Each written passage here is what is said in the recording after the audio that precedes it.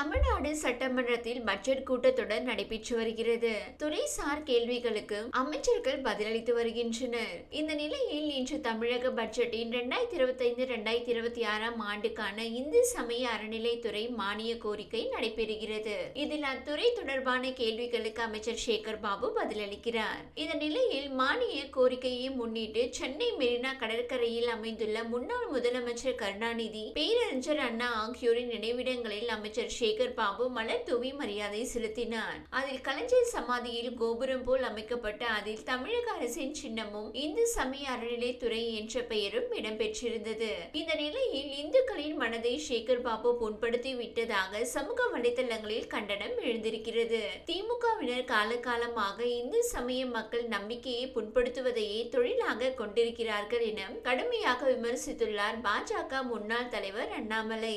இது தொடர்பாக தனது எக்ஸ் பக்கத்தில் பதிவிட்டுள்ள அவர், திமுக அமைச்சர்களிடையே முதலமைச்சர் குடும்பத்துக்கு யார் சிறந்த கொத்தடிமையாக இருப்பது என்ற போட்டியில் மறைந்த திமுக தலைவர் கருணாநிதியின் நினைவிடத்தை கோவில் கோபுரம் போன்று அலங்கரித்து தொழில் போட்டியில் வரம்பு மீறி செயல்பட்டு கொண்டிருக்கிறார் அமைச்சர் திரு சேகர் பாபு அவர்கள். கடவுள் நம்பிக்கையே இல்லாதவர்கள் என்று கூறிக்கொள்ளும் திமுகவினர் காலகாலமாக இந்து சமய மக்கள் நம்பிக்கைகளை புண்படுத்துவதையே தொழிலாக கொண்டிருக்கிறார்கள். பொதுமக்கள் பொறுமைக்கும் ஒரு எல்லை உண்டு. தனது தொழில் போட்டிக்கு இந்து சமய அறநிலைத்துறையை பயன்படுத்துவதை அமைச்சர் சேகர் பாபு இத்தோடு நிறுத்திக் கொள்ள வேண்டும். மறைந்த தனது தலைவர் மீது அத்தனை பாசம் என்றால் அமைச்சர் சேகர் பாபு தனது வீட்டு பூஜை அறையில் அவரது புகைப்படத்தை வைத்து வணங்கட்டும். நாத்திகம் என்ற பெயரில் நாடகமாடி இந்து மத நம்பிக்கைகளை அவமானப்படுத்துவதை இனியும் தொடர்ந்தால் மக்கள் சரியான பாடம் புகட்டுவார்கள் என கூறியுள்ளார். பாஜக துணைத் தலைவர் நாராயணன் திருப்பதி வெளியிட்டுள்ள பதிவில், அநியாயத்திற்கு ஒரு அளவே இல்லையா?